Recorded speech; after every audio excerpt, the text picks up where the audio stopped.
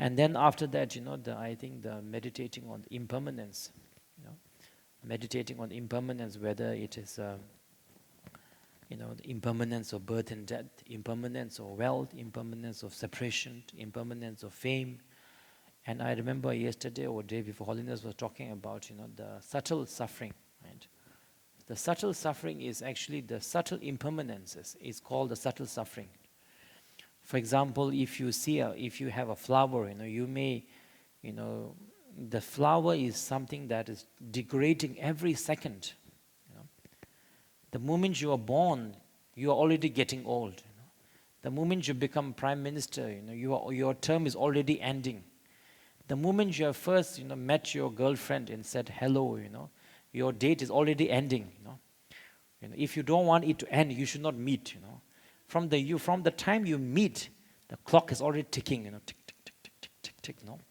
But you only feel that only when time to go. Oh, so sad. Right? Actually, you should so sad. The moment you meet, you should say so sad. Already ending. Really. But it is said that these are very subtle, so we cannot normally notice it, right? We only notice wrinkle, white hair, or some crack in the building, But actually, the subtles are every second, every constant change. Right? And like it's always said, you don't need to say it. Suffering is much more gentle to say change. Yes, but it is happening constantly. Nothing is really the same. We imagine when we see somebody else, we are saying you are the same person, but even that person is not the same that was 1 minute ago. Right? That's why it is said that if we really analyze and meditate on the subtle impermanence, we will even get some window into the meaning of emptiness. It is empty because every second is changing. So what you think exists is your imagination or your recollection, you might say. So every second, the things are changing, right? Your body is changing, your wealth, the definition of wealth is changing, stock markets are changing, sun and moons are changing, Himalayas are changing. Everything is constant change. Right? And this constant, kind of familiarizing yourself, this constant change is very important. It is important because it also encourages you to practice the dharma, right? Not be like next year, they are saying, that in the next year, thinking that I'm too young, I spend 20 years, thinking that I will do later, I spend 20 years, and then thinking that it's too late, I spend another 20 years, and now it's time to die, So, something like it encourages you. But more than that encouragement, what I really personally find very beneficial is that, then it makes us realize our choice in this life. So our choice in this life is, not that you will be forever with your husband or your wife. But the other choice is that whatever time that we have, maybe we are lucky to have, 100th anniversary with your husband or wife. You are very lucky, right? Or maybe you only have 10 more years. But the choice that we have is not the duration that we'll forever. But the choice we have is the duration that we have. Shall it be a quality one?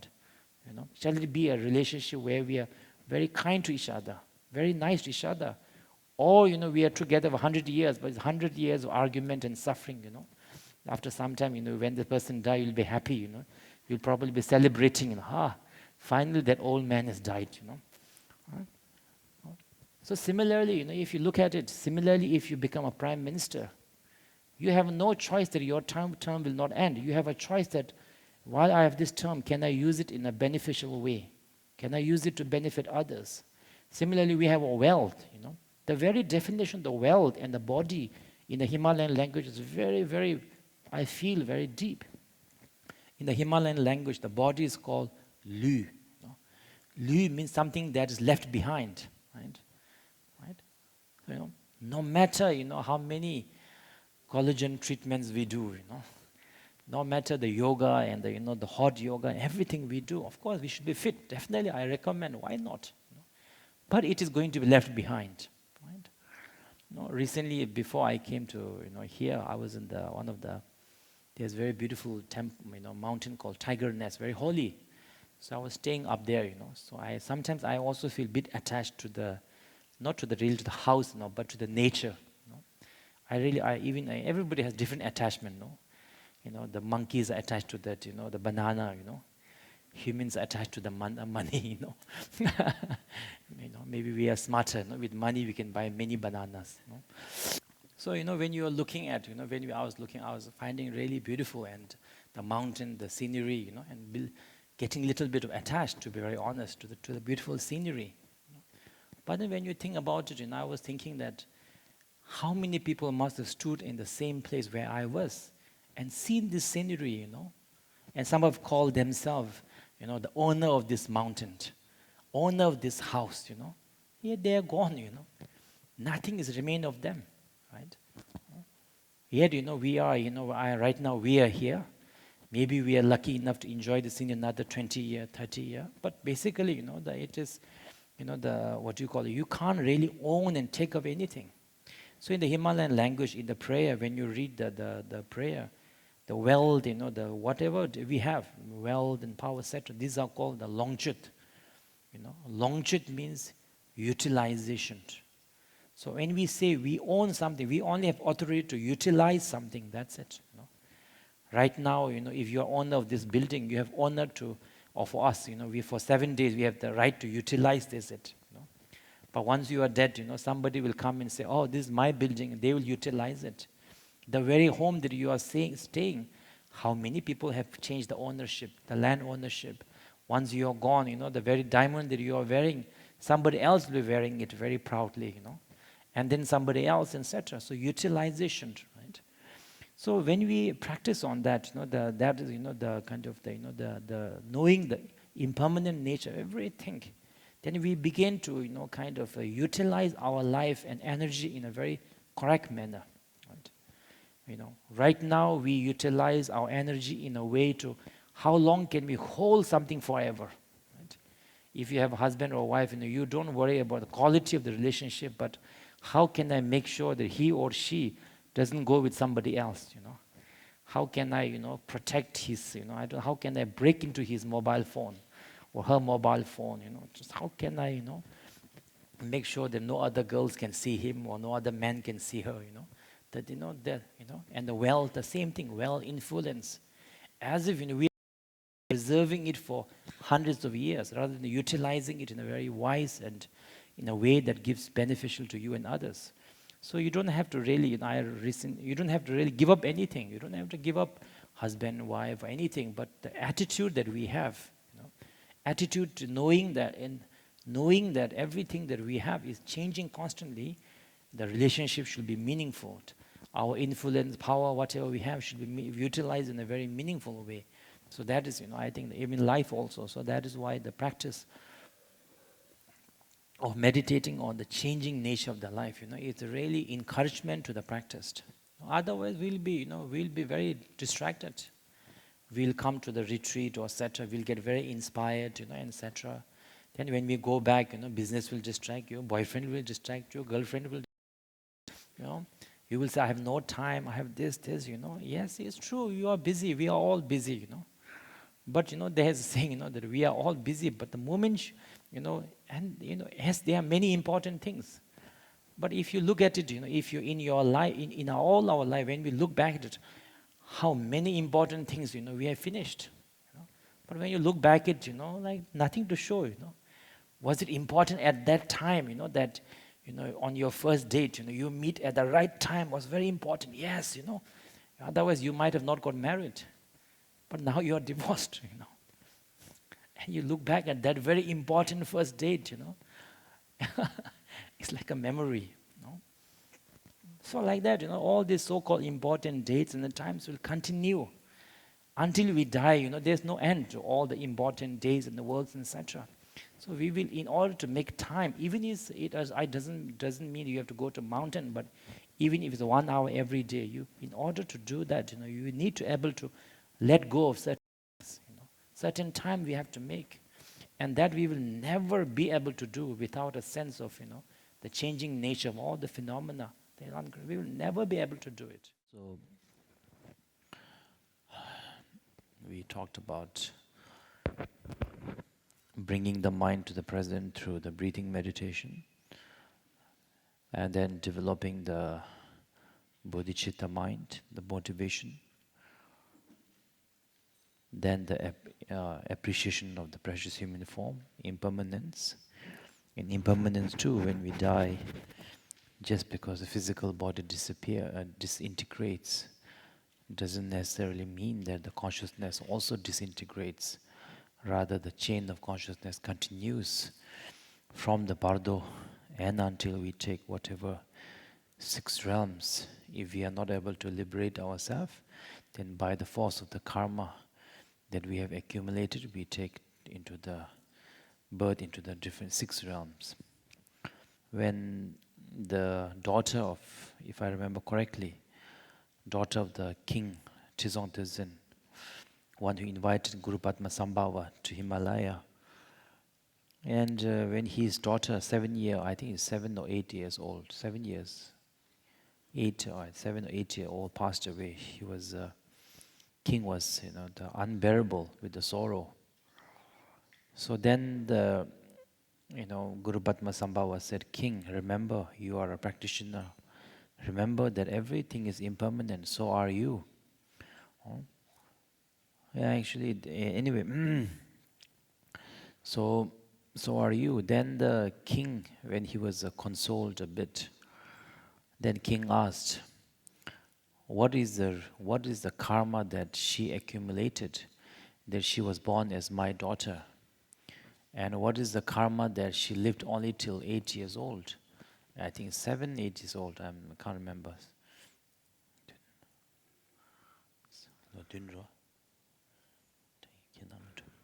7 years old. So anyway, Guru Padmasambhava told the king that the reason why she lived only till 7 years old was because in her previous life, I think 7 lives ahead, she was born as a queen. There was a king, of a certain region, and that king had two queens, elder and the younger queen. And the elder queen could not give birth, and the younger queen gave a birth. And out of the jealousy that now the younger queen might become the favorite of the king, the elder queen killed the baby, the son. So that is why in all her life, she always had a very short life. And when she became the princess too, she was only able to live for 7 years. And the reason was, and the reason why she was born as a daughter of the king was because it is said that if you have been to Bauddhanath Stupa in Nepal, the Bauddhanath Stupa was said to be built by an old lady and her 4 sons. So after they built the Bauddhanath Stupa, each of them made an aspiration. One has made an aspiration that, may I become a king that will bring dharma to the Himalayan region. So that was King Tizong Tezin. And then the one said, may I become the abbot that will bring the teachings. That was Khenpo Bodhisattva, or Khenchen Shiwaso. And then the one made an aspiration that when such a teaching comes, there will be obstacles. So may I become a great and powerful enlightened master who can protect the Buddha Dharma and subdue all the negative beings. And that was Guru Padmasambhava. And there was another one who also made aspiration to serve, at that time.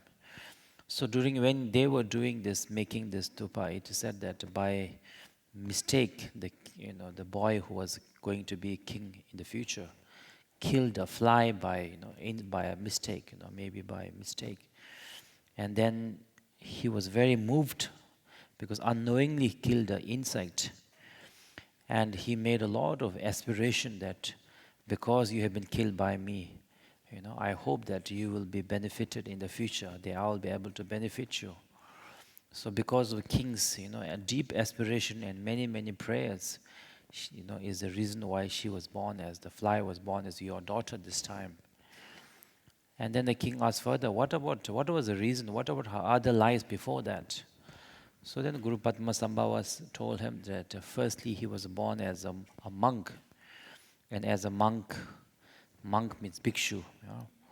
So as a bhikshu he was born there, and then the king asked him to come to recite the sutra. So he was reciting the sutra.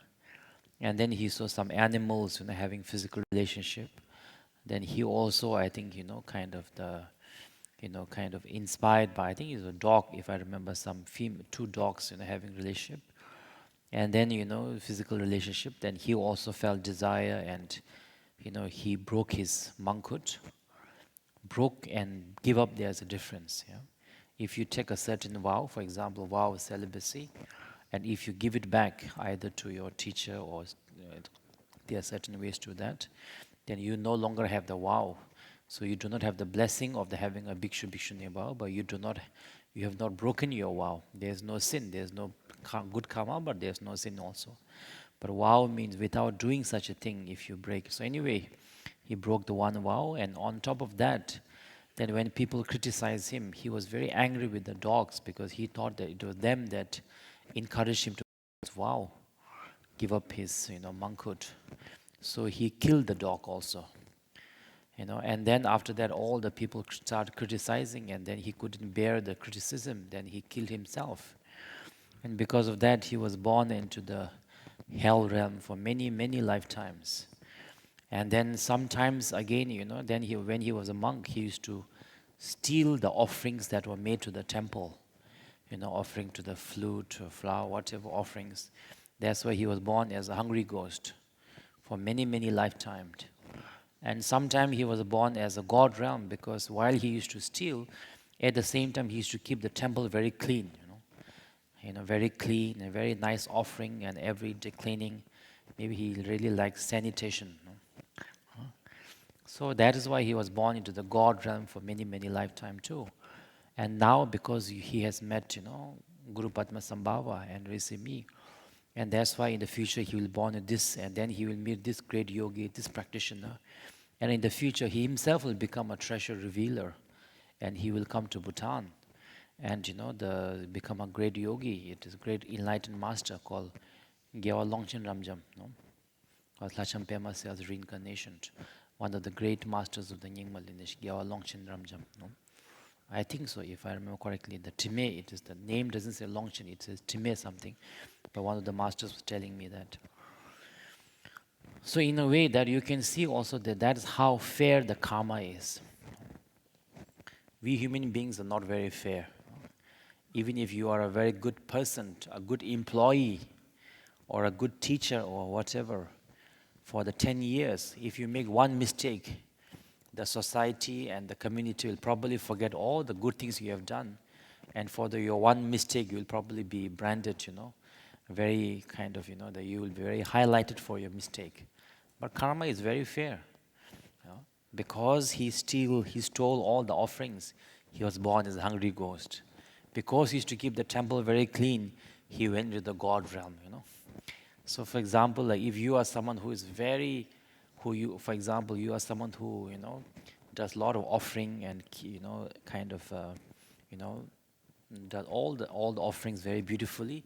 But if you are someone who is always speaking very harshly to everybody, so probably you'll be born as a very, very beautiful or a handsome man until you open your mouth, Then the voice is very, very ugly, I've heard some people say he's very handsome until he opens his mouth, Then all his good looks we can't see, or her good look, right?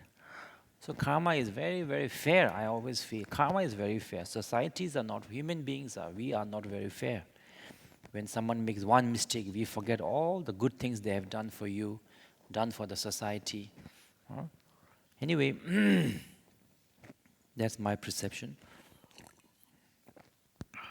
So now, and then anyway, now the question is, when we read this kind of stories and, the biographies, do we believe or not? That's the question. So whether you believe it or not is up to you. But generally speaking, I believe that if you do not believe that, then you have two other choices. One is you have to believe that wherever you are born right now, why are you born in China? Why not in India? Why not in America? So why are you born? You are very beautiful, but maybe you are not so tall, right?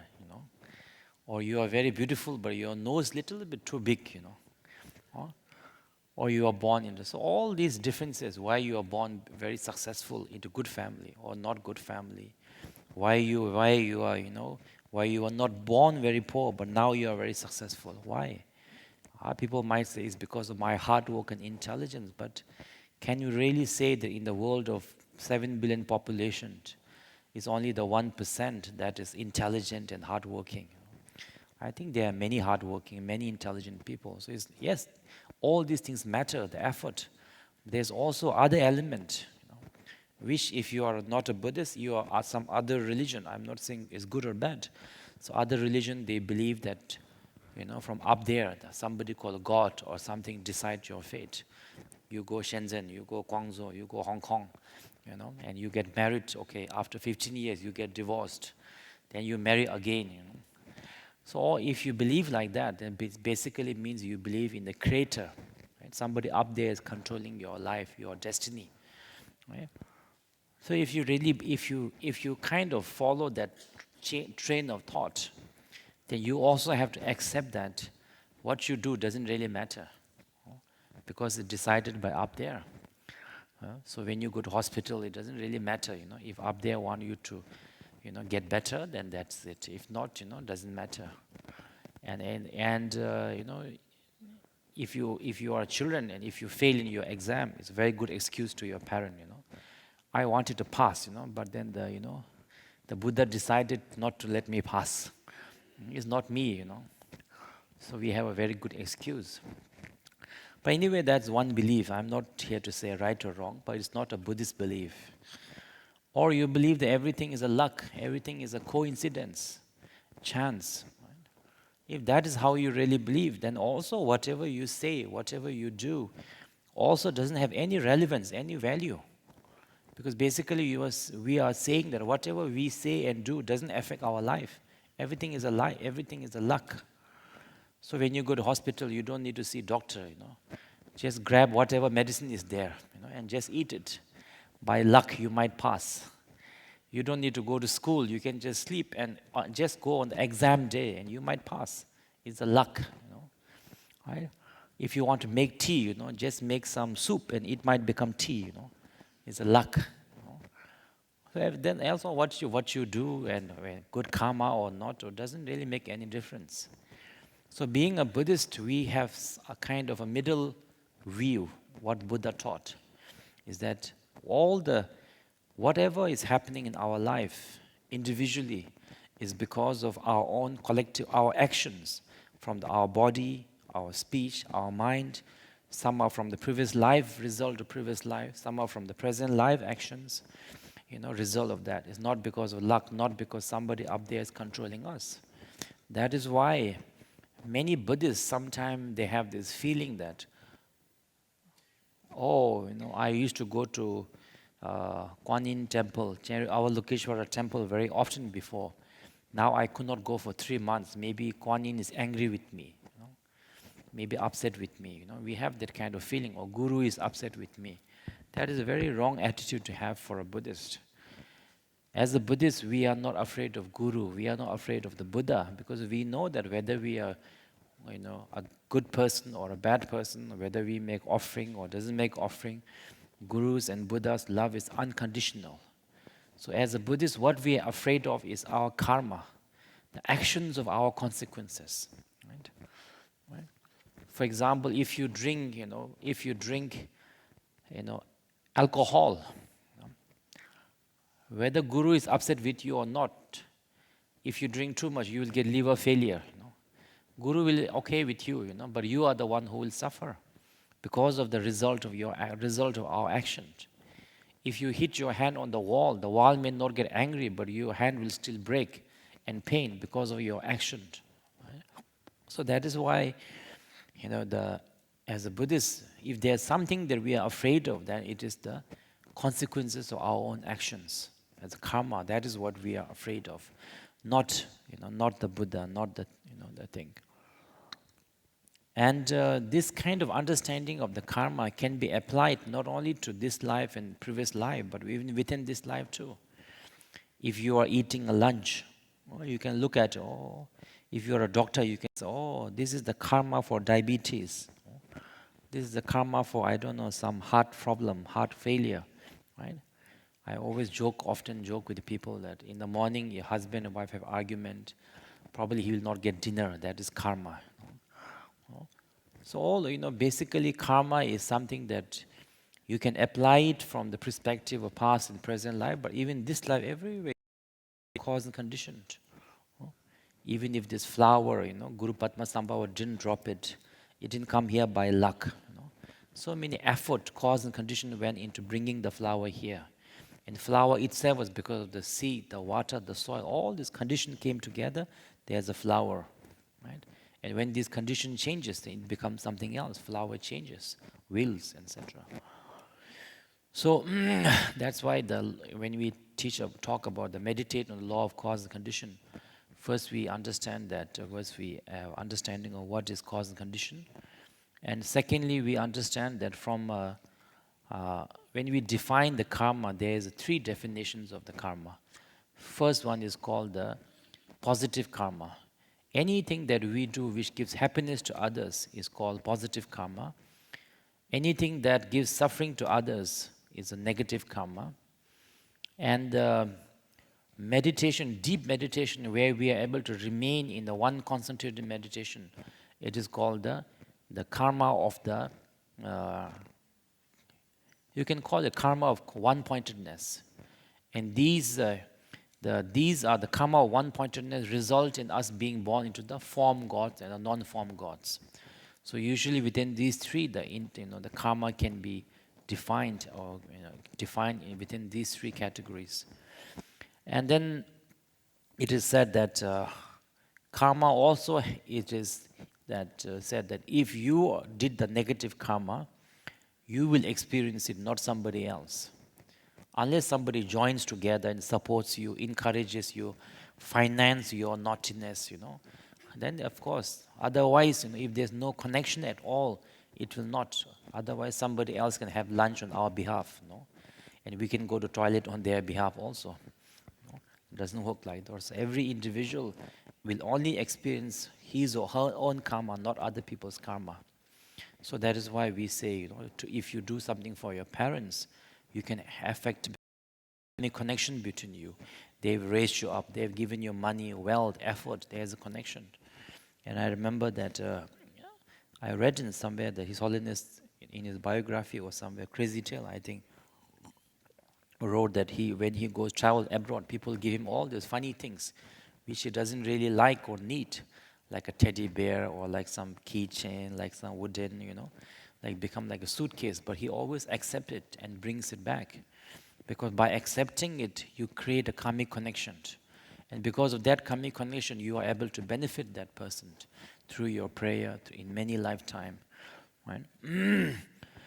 So unless there is such a thing like that, individual actions resolve only by thing. If it's a collective action, then the result will also be collective. If collectively we are polluting the earth, it's a collective karma, not individual karma. Right? And the other thing is that from a positive action, the result will be positive, and negative, negative. From an apple will come apple, not an orange. Right?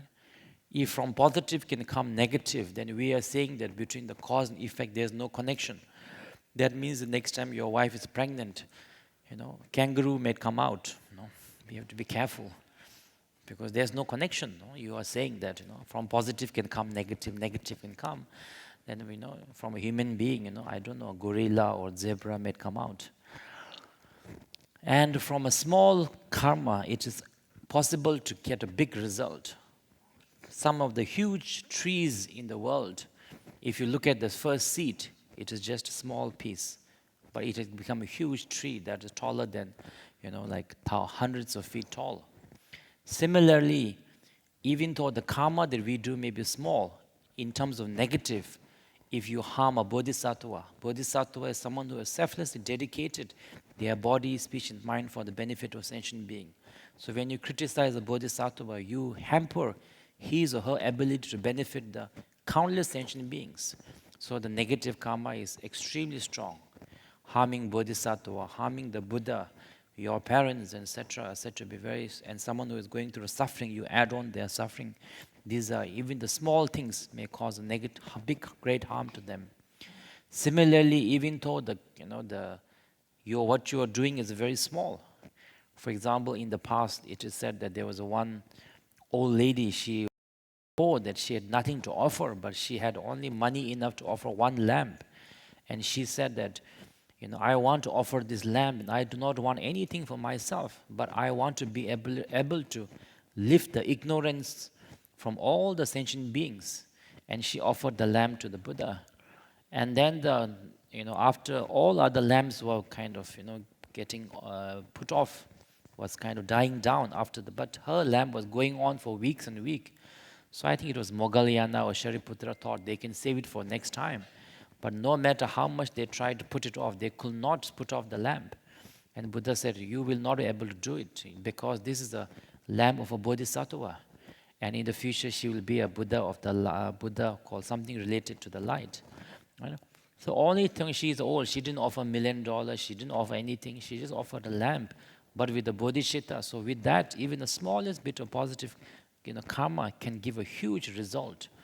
So these are the kind of the things that we teach, as well as reflect